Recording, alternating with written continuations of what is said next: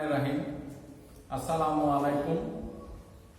সুপ্রিয় শিক্ষার্থী ছাত্র ছাত্রীরা, যে যেখান থেকে অনলাইনের ক্লাসগুলো তোমরা দেখেছ তাদের প্রতি আমার আন্তরিক শুভেচ্ছা।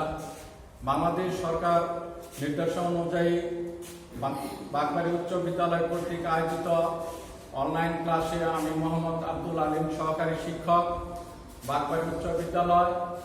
আমি সপ্তম শ্রেণী বাংলাদেশ ও বিশ্ব পরিচয় বিষয় থেকে দশম অধ্যায়ের একটি সামাজিক সমস্যাগুলোর মধ্যে একটি গুরুত্বপূর্ণ সমস্যা পাঠ উপস্থাপনের জন্য উপস্থিত হয়েছি। আশা করি তোমরা এই ক্লাসটি মনোযোগ সহকারে শুনবে এবং দেখবে। আজকের পাঠ যৌতুক প্রথা। এই পাঠ শেষে আমরা যৌতুকের ধারণা বা যৌতুক কি সেটা ব্যাখ্যা করতে পারবো, যৌতুকের কারণ ও প্রভাব বিশ্লেষণ করতে পারবো, যৌতুক নিরোধ আইন, প্রতিকার ও প্রতিরোধ সম্পর্কে আমরা বিশ্লেষণ করতে পারবো। এখন প্রিয় শিক্ষার্থীরা, আমরা প্রথমে জানবো যৌতুকের ধারণা বা যৌতুক কি। যৌতুক হলো বাংলাদেশের একটি সামাজিক প্রথার মধ্যে অন্যতম গুরুত্বপূর্ণ একটি প্রথা। আমাদের বাংলাদেশের প্রত্যেক এলাকাতে কম বেশি যৌতুকের প্রথা রয়েছে। যৌতুক বিবাহ সংক্রান্ত আইনে যৌতুক আদান প্রদান করা নিষিদ্ধ, কিন্তু প্রত্যেক বিয়েতে বরপক্ষ কনেপক্ষের কাছে যৌতুক দাবি করে। আমাদের বাংলাদেশে বিশেষ করে প্রত্যেক বিবাহতে বরপক্ষ কনেপক্ষের কাছে অর্থ দাবি করে এবং সেটা গ্রহণ করে, এটাকে আমরা যৌতুক হিসেবে মনে করি। যৌতুক হলো বর বা কনে বিয়ের সময় বিপরীত পক্ষের কাছে যে অর্থ সম্পদ, জিনিসপত্র, সরঞ্জাম, অন্য কিছু দাবি করে এবং গ্রহণ করে তাকে আমরা যৌতুক বলে থাকি। যৌতুক একটি সামাজিক কুপ্রথা। যৌতুক একটি সামাজিক ব্যাধি। এটি একটি প্রাচীন প্রথা।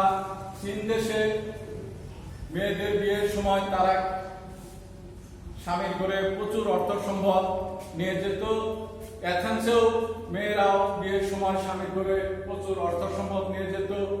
সেখানে এই দুই দেশের মানুষ মনে করত যে সেটা একটি সামাজিক মর্যাদা, কিন্তু আমাদের দেশেও এই প্রথাটা এখনো চালু রয়েছে। এরপরে আমরা জানবো যৌতুকের কারণ কি। যৌতুকের কারণ আমরা সাধারণত যে সকল কারণ রয়েছে এর মধ্যে অন্যতম কারণ হয়েছে দরিদ্রতা। দরিদ্রতার কারণে আমাদের সমাজে যৌতুক প্রথাটি চালু হয়ে আসছে। যৌতুকের জন্য কনে পক্ষ কাছে বরপক্ষের দাবি থাকে, কারণ তারা মনে করে কনে পক্ষের অর্থ ব্যবহার করে বরপক্ষ প্রতিষ্ঠিত হবে। আরেকটা কারণ হলো আমাদের দেশের উচ্চ বা ধনী ব্যক্তিরা মনে করে যে যৌতুকের কারণে আমার মেয়ে স্বামীর ঘরে উঁচু মাথা করে দাঁড়াতে পারবে। এছাড়াও আরেকটি কারণ রয়েছে, আমাদের দেশে আমরা অনেকেই জানি না যে যৌতুকের একটি আইন রয়েছে। এই আইন সম্পর্কে অজানার কারণে আমরা যৌতুক দিয়ে থাকি, এবং কি আইন অনেক ক্ষেত্রে জানা থাকলেও সেটা প্রয়োগের অভাবে আমাদের সমাজের ভিতরে যৌতুক বাধা বেঁধে আসছে। এই হলো যৌতুকের কারণ। এরপরে আমরা ব্যাখ্যা করব যৌতুকের প্রভাব। যৌতুকের প্রভাবের ফলে আমাদের সমাজে বিভিন্ন ধরনের কর্মকাণ্ড বিশৃঙ্খলা লেগেই থাকে। যৌতুকের কারণে মেয়েদেরকে বিভিন্ন নির্যাতন, অত্যাচার সহ্য করতে হয়। এই যৌতুকের কারণে দেখা যায় বহু বিবাহ, বাল্য বিবাহ, এমনকি স্ত্রীর প্রাণহানি ঘটনাও ঘটে থাকে। এরপরে আমরা জানব যৌতুক নিরোধ আইন। আমাদের মুসলিম পরিবারের মহারানাকে যৌতুক হিসেবে গণ্য করা হয় না, এবং এই বিয়েতে 500 টাকা পর্যন্ত উপহারকে যৌতুক বলে গণ্য করা হয় না। কিন্তু এই উপহার দিন দিন বেড়ে চলেছে।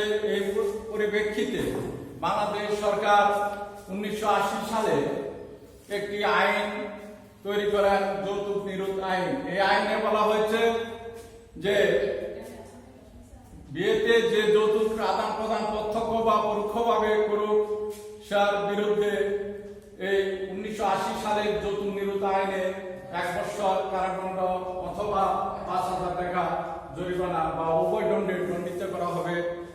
এরপরে সরকার এই আইনকে 1986 সালে সংশোধন করে যৌতুকের বিরুদ্ধে এই আইনে আরো বলা হয়েছে যে 1 বছর থেকে সর্বোচ্চ 5 বছর কারাদণ্ড ও অর্থদণ্ড উভয় দণ্ডে দণ্ডিত করা হবে।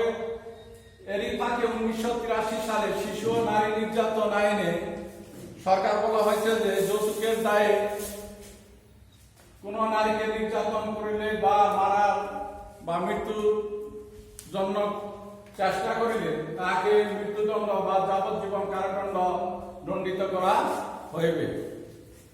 সেজন্য আমাদেরকে এই আইনের প্রতি এবং নিজেদের প্রতি সজাগ থাকতে হবে, যাতে আমাদের এই সমাজে আমরা কি করতে পারি, সামাজিক সমস্যাগুলো আমরা থেকে রক্ষা পেতে পারি। সেজন্য আমাদের কি করতে হবে, আমাদের প্রথমেই আমাদের পরিবারকে সজাগ থাকতে হবে। কোনো বিবাহতে আমরা কোনো যৌতুক দিব না এবং দিব না, এই সম্পর্কে গ্রামের প্রতিবেশীদেরকে সজাগ করতে হবে এবং বিভিন্ন সমিতি, সমাবেশ, র্যালি এবং মানববন্ধন, বিভিন্ন পত্র পত্রিকা, ফেস্টুন এগুলোর মাধ্যমে এই যৌতুকের বিভিন্ন কুসংস্কার বা বিভিন্ন কর্মকাণ্ড জনগণকে জানাতে হবে। এই জন্য আমাদেরকে আরো একটি বিষয়ে সজাগ থাকতে হবে যে আমাদের প্রত্যেক পরিবারের মহিলাদেরকে উচ্চ শিক্ষায় শিক্ষিত করে আত্মনির্ভরশীল করলে আমরা এই যৌতুকের প্রথা থেকে আমরা আমাদের দেশ বা সমাজকে আমরা রক্ষা করতে পারব। এই ছিল আজকের এই পাঠের বিভিন্ন দিকের আলোচনা। আমি মনে করি যে যেটুকু আলোচনা হয়েছে এর মধ্যে তোমাদের বুঝতে তেমন কোনো অসুবিধা নেই, তোমরা অবশ্যই বুঝতে পেরেছ। আজকে আমরা এই অধ্যায় যৌতুকের কারণ, যৌতুকের প্রভাব, যৌতুক নিরোধ আইন বিভিন্ন সম্পর্কে আমরা জানতে পারলাম। এর মধ্যে আমি মনে করি যে আজকে আমরা যে সকল বিষয়গুলো এখানে পাঠ করলাম বা আমরা অধ্যয়ন করলাম, সে বিষয়ে তোমাদের আর কোনো অসুবিধা থাকার কথা নয়। আরেকটু আমরা জেনে নেই যে যৌতুক কি। আবার আমরা একটু জেনে নেই যে যৌতুক হলো বিয়ের সময় বর বা কনের পক্ষে বিপরীত পক্ষের কাছে যে অর্থ সম্পদ দাবি করে এবং গ্রহণ করে তাকে যৌতুক বলা হয়। এরপর আছে আমাদের যৌতুকের কারণ। যৌতুকের কারণ হলো, যৌতুকের প্রধানত কারণ হলো দরিদ্রতা। দরিদ্রতার কারণে বরের পিতা কনের পিতার কাছে অর্থ চেয়ে থাকে। তার কারণ হলো পিতার বরের আশা হলো কনের অর্থ দিয়ে সে প্রতিষ্ঠিত হবে।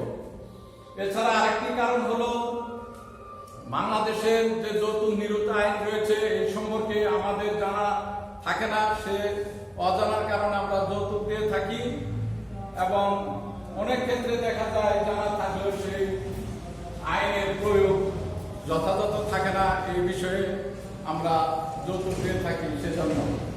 এরপরে হলো যৌতুক নিরোধ আইন। যৌতুক নিরোধ আইন 1980 সালে সরকার যৌতুকের বিরুদ্ধে একটি আইন প্রণয়ন করেছে। এই আইনে বলা হয়েছে যৌতুক আদান প্রদান প্রত্যক্ষ বা পরোক্ষভাবে যদি প্রমাণিত হয় তাকে সর্বনিম্ন 1 বছরের কারাদণ্ড ও 5,000 টাকা অর্থদণ্ডে বা উভয় দণ্ডে দণ্ডিত করা হইবে। এই আইনকে বাংলাদেশ সরকার সংশোধন করে 1986 সালে 1 বছর থেকে সর্বোচ্চ 5 বছর এবং 5,000 টাকা পর্যন্ত জরিমানার বিধান করেছে। ইতিপূর্বে 1983 সালে শিশু ও নারী নির্যাতন দমন আইনে সরকার আরো বলেছে যে যৌতুকের জন্য কোনো নারীকে যদি নির্যাতন করা হয় বা মৃত্যুর জন্য কোনো চেষ্টা করা হয় তাকে মৃত্যুদণ্ড অথবা যাবজ্জীবন ও অর্থদণ্ডে দণ্ডিত করা হইবে। আজকের পাঠ আমি এখানে যা তোমাদের সামনে উপস্থাপন করলাম, আমি আশা রাখি যে তোমরা বুঝতে পেরেছ। সেই সুবাদে আজকের পাঠে একটি বাড়ির কাজ হিসেবে তোমরা খাতায় লিখে রাখো যে যৌতুকের প্রধান 5টি কারণ কি কি। এই বলে আমার ক্লাসটি এখানে সমাপ্তি করছি। খুদা হাফেজ।